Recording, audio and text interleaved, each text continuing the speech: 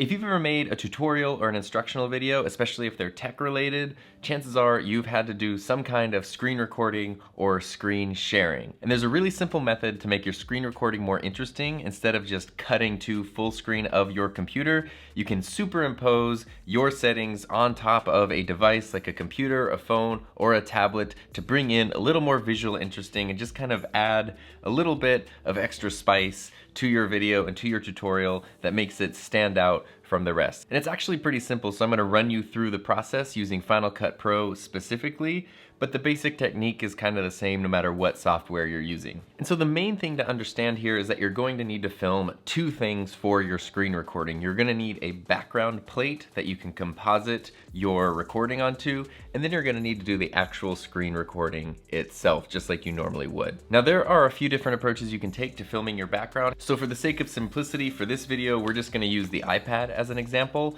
I recently did a video about how to edit video on the iPad using LumaFusion, and that whole video was actually edited on the iPad, which was really, really cool.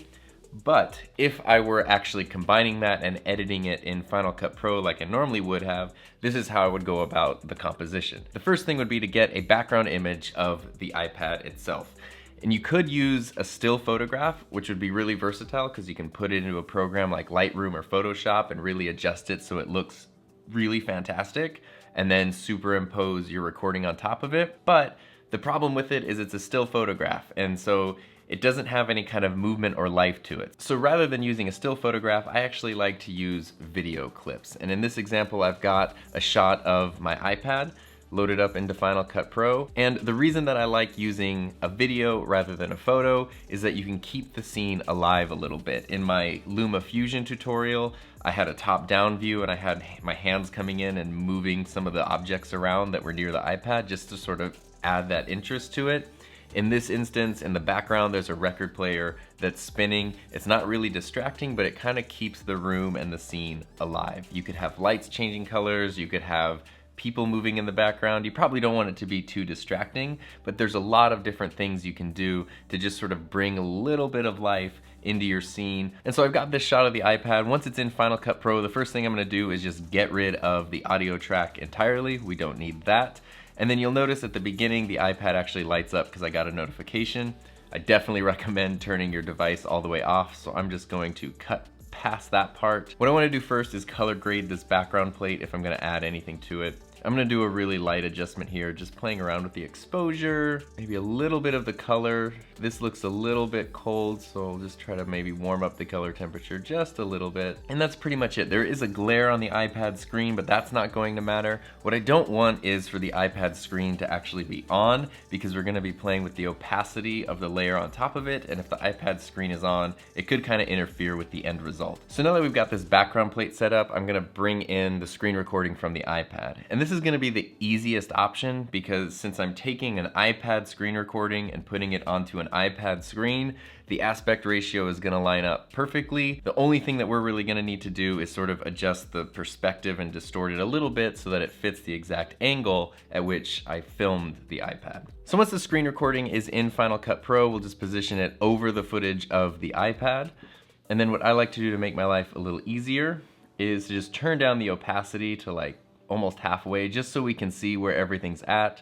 Then grab the transform tool and size it up generally to where we want it to be. Now what you'll notice is even though it's the same size as the iPad, once I put the video on top of the iPad, it doesn't line up perfectly with the screen because we filmed the iPad not at a perfectly perpendicular angle. How's that for alliteration? That is where it's really important to come down and use the distort tool. And then all I need to do is basically pin each quarter of the screen recording to each corner of the actual iPad screen, and it should line up perfectly. This is a really important step to sell the effect, because what you want it to look like is that you just filmed the iPad operating on its own. And in order to do that, your screen recording really needs to look like the actual screen. Now once the overlay is positioned well on the background, then we can bring up the opacity a little bit. I don't like to use 100% opacity because I feel like it looks too fake that way, so I usually bring it down to about 85 or 90%, which then brings in a little bit of the texture from the iPad beneath it, but the screen still stands out so that it's easy to see what's happening. And then if we play it back, it's gonna look like the iPad is just operating on its own. It is important to mention that for this technique specifically, you don't want to move your camera at all. So when you're filming your background plate, whether it's phone, iPad, whatever, keep the camera very steady on a tripod. If you move the camera, then you got to get into a different type of tracking that probably moves into more After Effects, and we want to keep this really, really simple. So if you keep the background very, very steady where the camera doesn't move and the tablet doesn't move, it's gonna be really easy to do. This took about 30 seconds. If you wanna take it a step further, you can select your clips and create a new compound clip out of them. So now you've got the screen recording, the iPad merged together, and then you can do some pretty fun stuff using keyframes. I like to sometimes zoom in using the scale option. And you don't need to do much. But then once you add in those keyframes, it can even act like the camera is pushing into the screen recording, which just, again, makes things a little more interesting and a little different from what people are used to seeing. If you want the best results for this, it is really important to use a software program that lets you warp and distort your overlay image. When I was editing on the iPad using LumaFusion, I used an overhead rig to film, thinking that the camera and the iPad would be perfectly perpendicular to one another, but even that still wasn't perfect, and the final result wasn't as perfect as I would have liked it to be because LumaFusion doesn't give you the option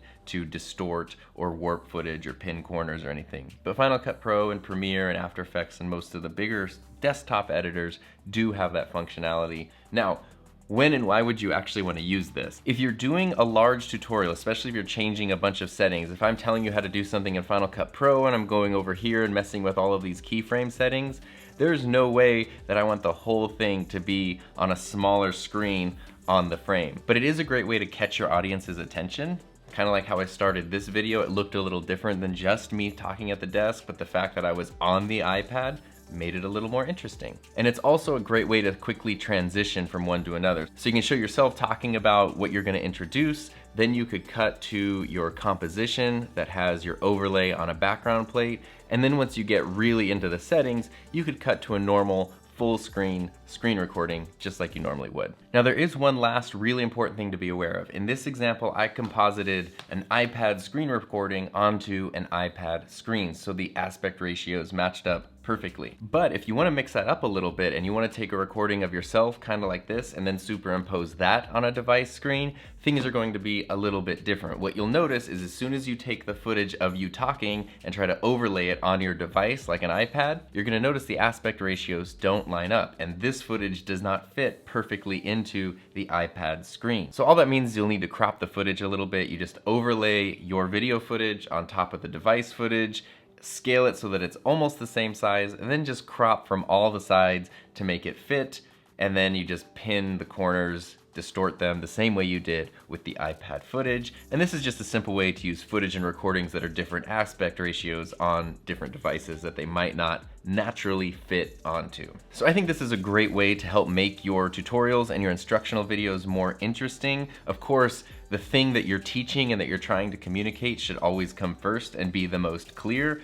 But if you can do that in an interesting way, then it's probably going to hold your audience's attention a little bit more. And adding in these little creative touches is also a good way to keep building your skills. So you can take these techniques and build on them and do your own thing and experiment with them and do a lot of really cool stuff to make your videos really stand out for your audience. So I hope that was helpful. Let me know if you've got any questions, and I will see you next time.